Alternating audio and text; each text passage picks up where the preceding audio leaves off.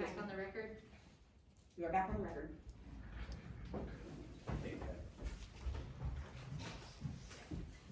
go. Thank you.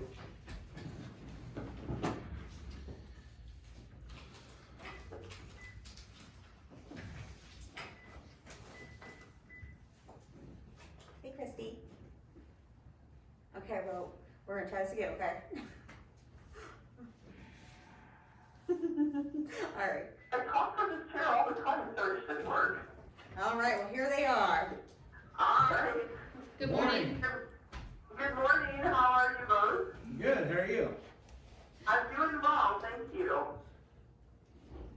So you want me to kind of start where I left off last week and we'll see how it goes? Might as well start over. I don't know that how much we really got with the multiple breaks. Okay, alright, well let's try that then, and let me kind of go back and pull up my notes, so.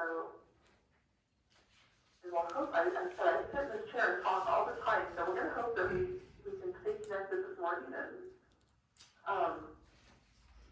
so I know I started last week with just a really kind of brief overview of kind of extension, what we are, that type of thing. So I'll just do a real kind of brief review of that, and then we can kind of go into some other stuff we've been doing here in the county. So just kind of as an overview, so extension is basically the outreach arm of the university. So we have a presence in all 88 counties and have some different priorities that we focus on, things like health and wellness, environmental quality, workforce development, engaged Ohioans and vibrant communities, thriving across the lifespan, sustainable food systems, and those types of things. So those focuses really about in 2018, our extension administration worked to kind of put those priorities into place. So it kind of gave us focus to what we were doing in the counties and our work a little bit. So our offices basically have 4 different areas that are staffed in a lot of different offices. So we have the 4-H Youth Development Program, we have the Family Consumer Science, our Ag and Natural Resources, and then our Community Development Program as well. And so those 4 areas, depending on how the office is funded, some offices have all 4 of those program areas.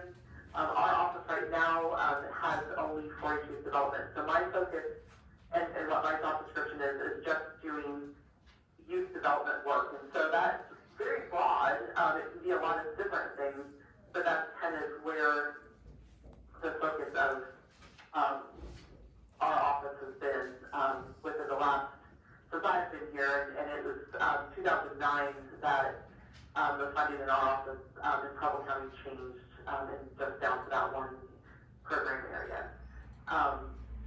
And there's other program areas, and other counties are doing a lot of different things. Family Consumer Sciences, a lot of focus on wellness, doing programs with the Dining for Diabetes program. They can do programs for child care centers, like continuing education.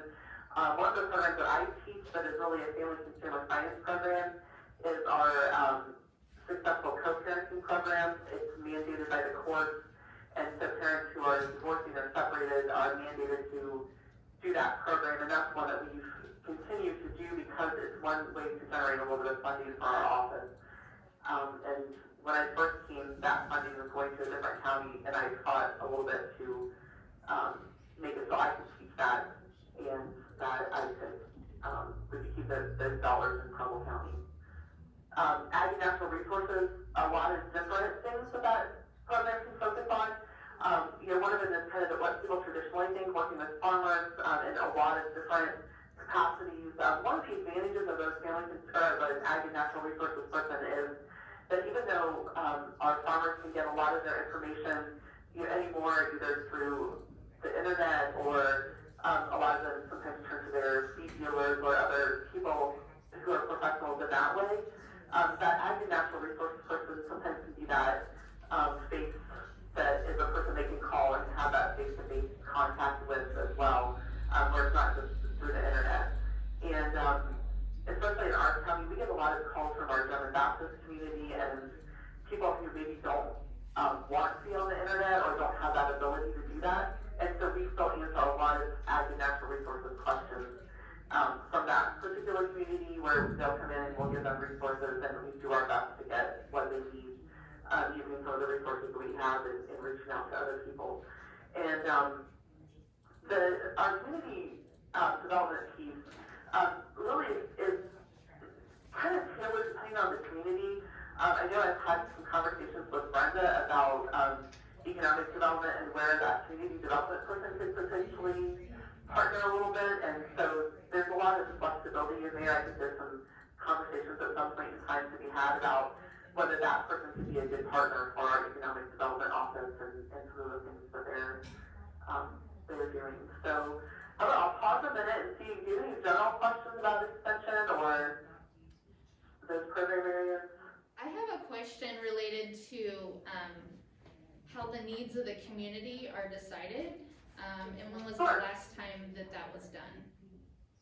So we did a needs assessment back in 2018 as far as kind of a broad looking at those program areas, like those priority areas. So did just kind of a small needs assessment then.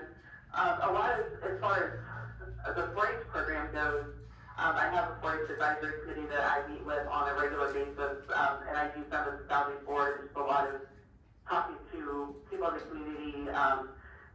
Sometimes some of the work I've been doing in Lewisburg has been just a need where they came to me with a need, and that blossomed into some other things that we've been doing up there as well.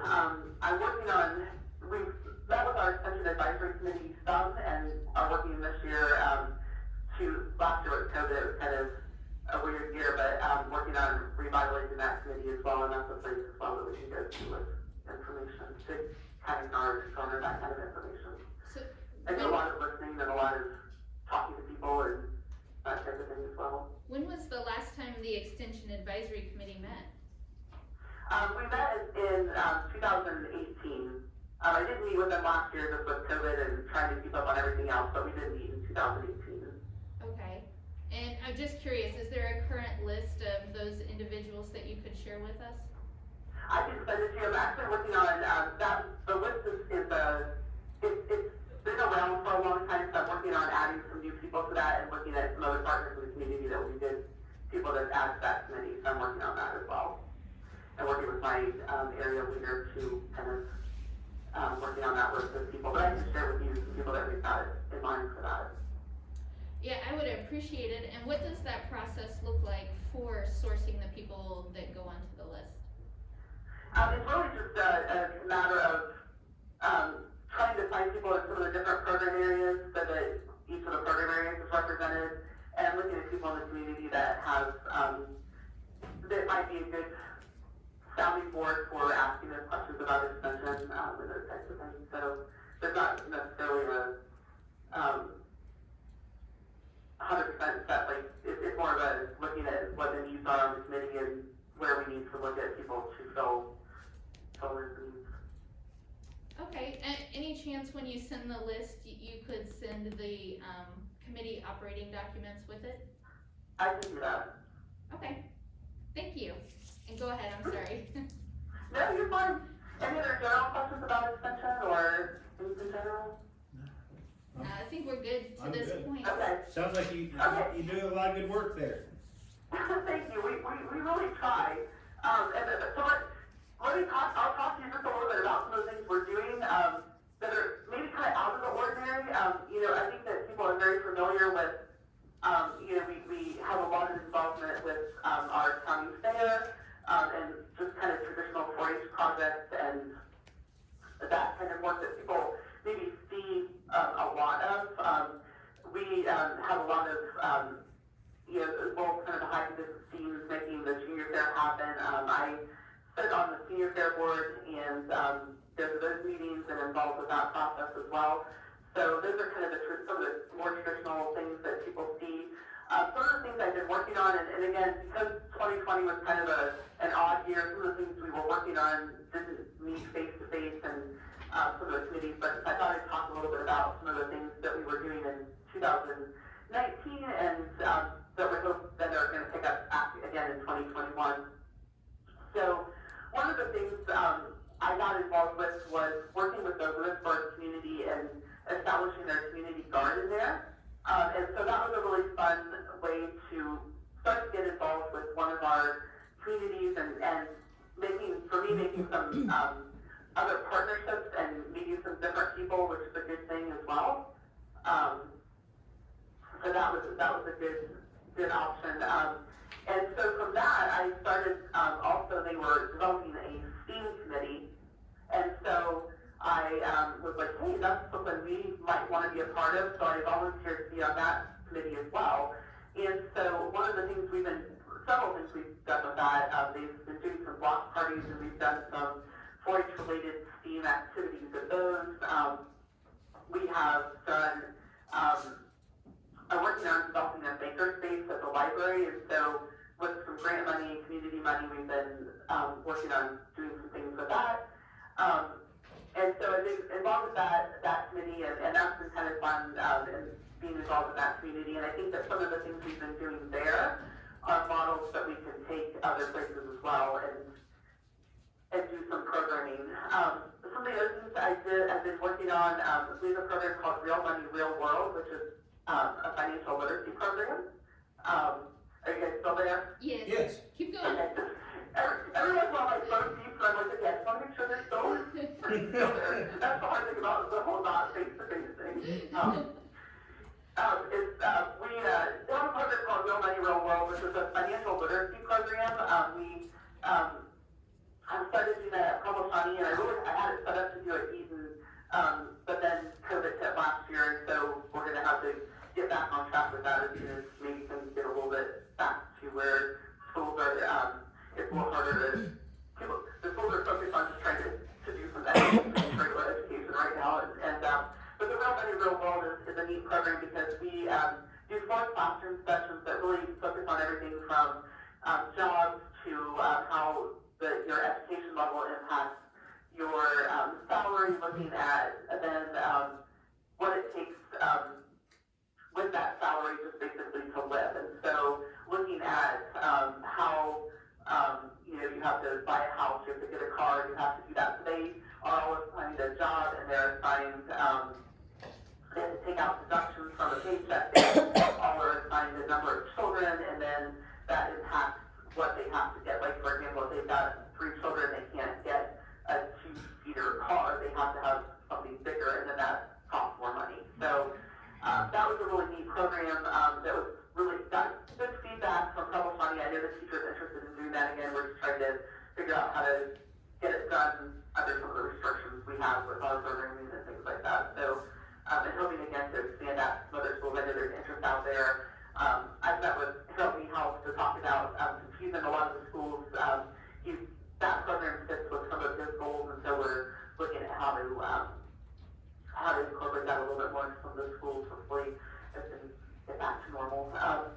4-H Camp is another thing that I know, Rachel, you're familiar with, and that it's something we do every summer. One of the 4-H Camp is an awesome thing for a couple of reasons. Campers have a good experience, but we also have a team of counselors who are teenagers who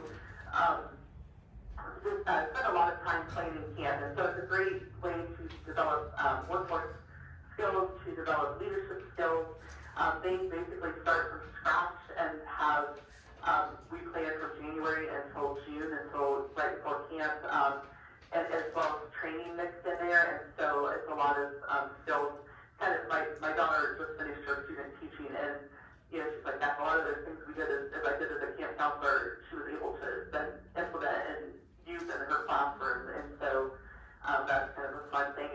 When I first started, our camp numbers were around 60 campers, and we've grown that to about 100 campers, and hopefully when we're able to camp again, hopefully this summer that'll grow. Are you still there? Yes. Okay. I got funny beep like last time, so I just wanted to make sure.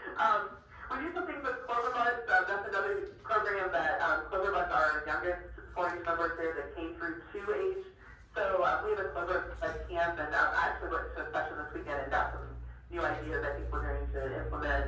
So that's some things we do on the county level. Another a couple things that I'm kind of excited about.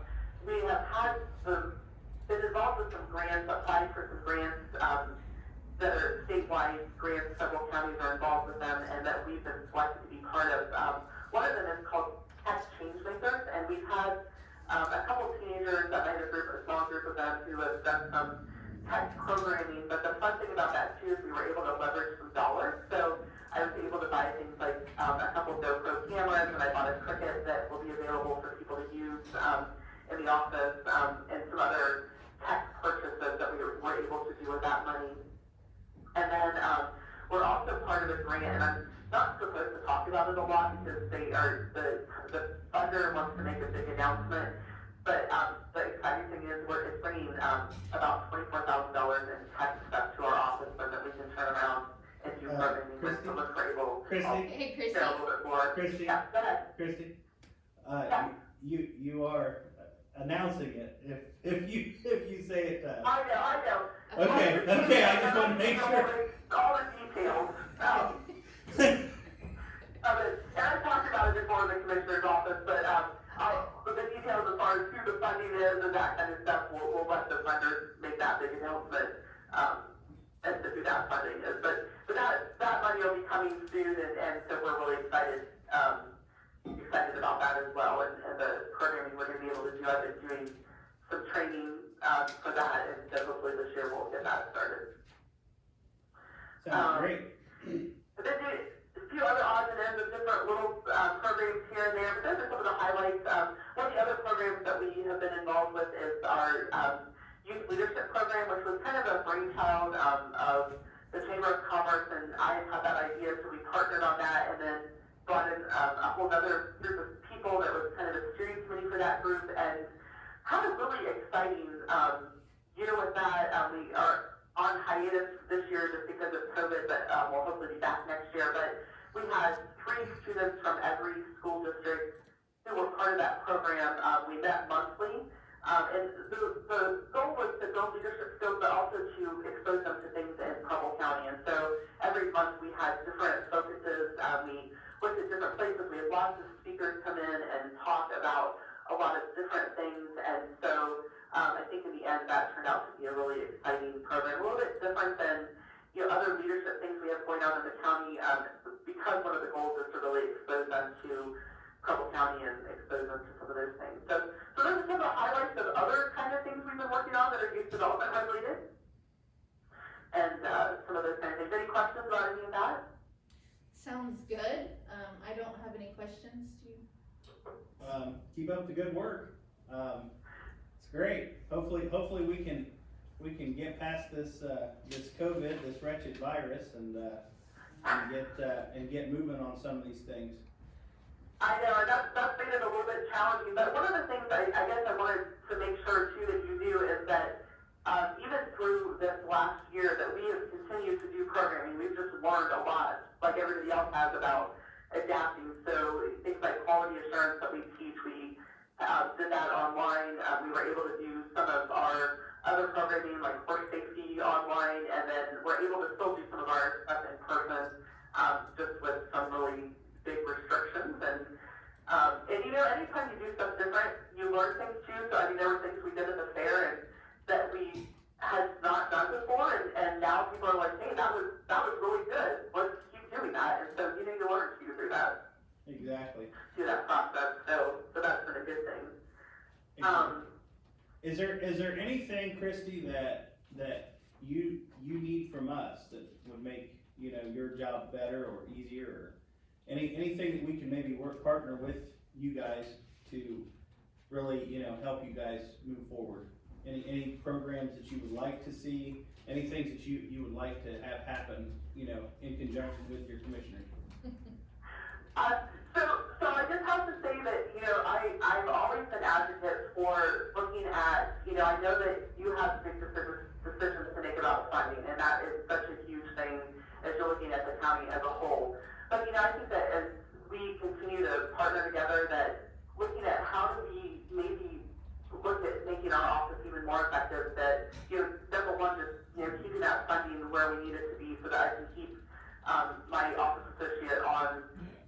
hours because I really need her there.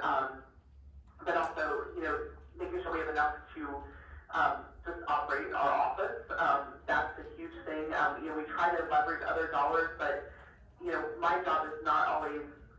It's just for things like paper and office supplies and things like that.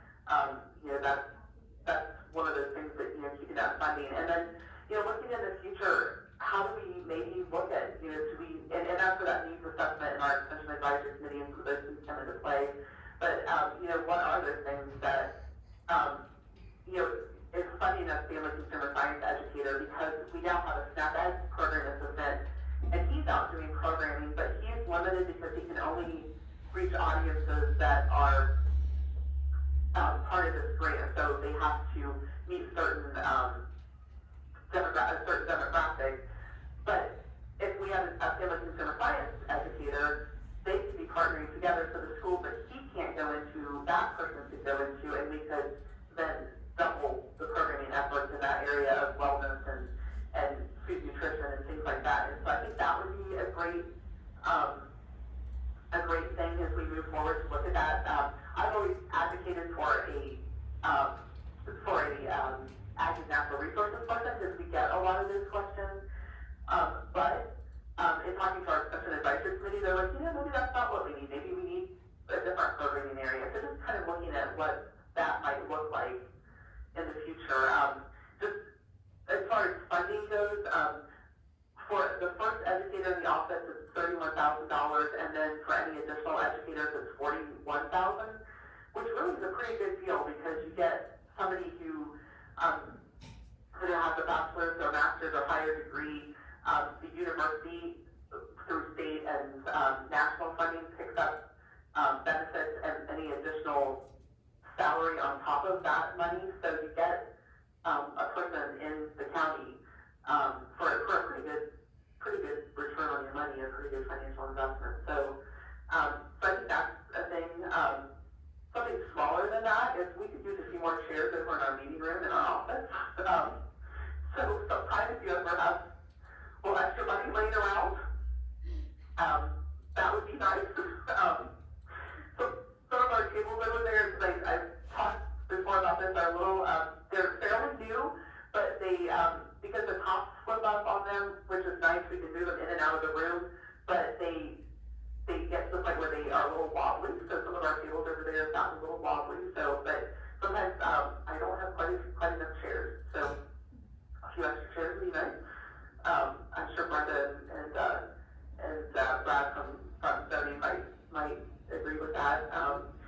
Sometimes it'd be nice. We've looked at some funding to buy like a flat screen TV, but that might be another thing to look at in the meeting room over there. Is there any other way we can add some tech to that meeting room so that when we're doing meetings we have that kind of tech over there, maybe whether it's like a mounted projector or a TV, a flat screen TV that's mounted on the wall, that kind of thing. So we thought about that. One of the other things, I know there's been talk about office space. We like our office. They're just, if we'd like to be involved in any conversations, I think we need to go to someplace smaller than what we thought, because we are kind of a, I was trying to think, I was talking to our office associate Nancy about this the other day, we're kind of a supply-rich office. We do a lot of programming that involves a lot of supplies, so we just have a lot of things, and then having the space to have people in and do programming is a nice as well. So those are the things right off the top of my head. Well, I appreciate the update and the summary today, Christy, and look forward to the information that you're going to send over. And so that'll be the information related to the advisory committee, who's on it, how they're sourced, and the operating documents. Yep, I will work on that. All right. And do you have anything any further, Adam? I do not. Alright. Well, we Alright. should thank you for what you do for our community and appreciate the time you put in. Well, I appreciate it. Thank you for the time to talk with you this morning, and I'll be looking forward to seeing you more face-to-face hopefully soon and keeping in touch that way. So, and one question before we go, real quick. I know we haven't done it a lot in the past. some offices do come in and do, I could do a quarterly update for you, if that was something that you would wanna do, I could schedule that with Julie, just to touch base, or if you don't think it's necessary, I don't have to do that. We would like the quarterly update, please. Okay, I can do that. I'll work with Julie and schedule that. Awesome. All right, well, thank you. All right, well, have a great rest of the week. You too. Yeah. Thank you. All right, thank you. Thank you. Bye. Bye.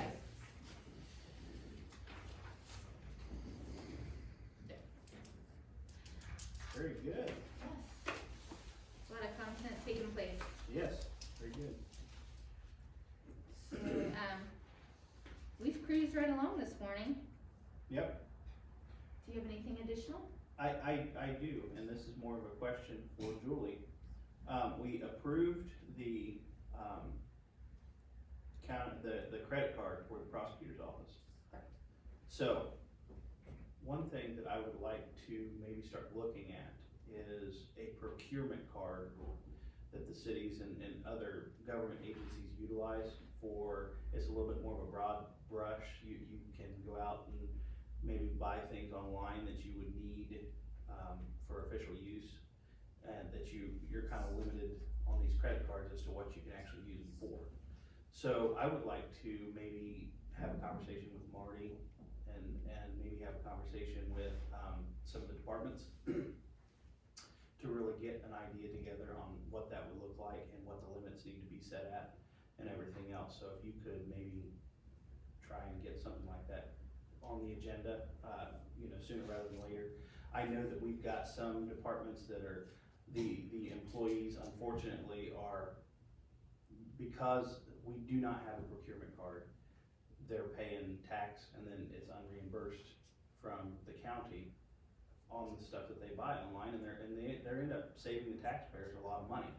So I would like to see that conversation happen, and it just happened to jog my memory when I seen this come across my desk, so. Yeah, that one actually is them just amending, Yeah, is adding people to it, yeah. so we my can- brain is, it just Yeah. happened to hit it there, I know a lot so. of them have switched to, for like, Staples and stuff like that, they now do it through online, Mhm. so we can do it through POs and stuff, but there are a few, a couple of departments, they choose, I know a few of them have chose that their employees do it that way to get clean cut for them later, but yeah, we can definitely. Well, and the other thing is too, if we have a county procurement card for official purposes, we don't have to then request their credit card statements, we don't have to request any of that stuff. I mean, it is for official use, and that is what it's designed for. So I would like to, I would if agree. Commissioner Vonderhaar is okay with it, to start having that discussion, and I don't think it'll be very, long to do that. As a matter of fact, I think the city of Eaton already uses something similar to that, if I'm correct. I think you'll find the law's different, for us, we It don't is. have the same restrictions the county has, we have Right. credit cards and, but. Right, Yeah. they have a little bit different, I mean, we Right. have certain procurements, like we have Walmart procurements, the building maintenance uses, they have Lowe's procurements. They do have several that they can use. A lot of people just are looking into Marty and looking at what the ORC says the county is allowed to have and what type of procurement they're allowed to have. That's usually the biggest restraint is what they allow. The city, lucky them, they get a little bit more leeway, on that. Yeah. So we can definitely look into it and I can pull that information for you. Sounds good, thank you. So with that, I'm interested in that, and then, making a request to the departments of what their needs are related to that opportunity.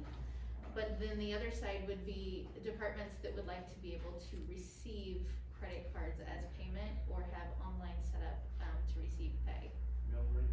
From permits to, whatever their needs are, if you could do a general request, to our departments to see what their ask would be. I know leading into taking office, there were several that was on their list. I know Brad's office would benefit tremendously from something like that. So from dealing with a bunch of other counties and cities and, townships, pretty much, we don't have to go in and pay for permits anymore. I It's all mean, done online. yeah, everything's done online. We submit online, we go in, we pay for things online. everything's done online. And it's a huge convenience to our contractors as well as a huge convenience and really, I mean, quite frankly, a safety thing for our staff. So I think that's a great thing to start looking at and you know, I think Cindy has some ideas as well on what, you know, that'll look like. So, like I said, if you want to, you can ask me about the processes for all the other counties and stuff like that, so. So maybe, get a general kind of brainstorming, document from them, and then we will schedule some work sessions for further discussion. Yeah, sounds great. Alright, Anything else for us, Julie? I do not. Alrighty. and I think we have public comment opportunity if anyone is interested or has any questions for us.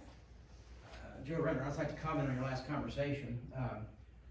You already have a contract in place to accept credit cards. It was something that was done, I can speak from my employment at the sheriff's office. We were unaware that the commissioners even signed such a contract several years ago because it became a problem for us when we signed the contract with Zerker for our software up there. We wanted to accept credit cards through them for jail, or excuse me, for our commissary program, not Zerker, the other program. And this office had signed a contract that we didn't even know about the sheriff's office, I can tell you that. So there's already a contract in place, assuming it's still in place, It is. to accept credit cards from a vendor, I think in California, I believe it was, who could not work with our vendor, which made it very difficult. But from my understanding, there was very little feedback from the offices at that time, but you do have one, and we are bound, your offices are bound to use that vendor because we tried to use our vendor, and the prosecutor said we could not do that, so. You are bound by point and pay. Yeah. Sounds like we need to So- review. So is that a? It's already in time place, thing? it's just a matter of using it. It is already in place. So let's review that contract at the same time. Is that, The how long contract- are we under contract with them? That is a revolving, and if we do, there's a lot of things to it, we can go over it when I pull the original. But I do know that it is held by the clerk of courts, and it is basically a very set in stone contract. Okay. Well, I guess we'll need to see that.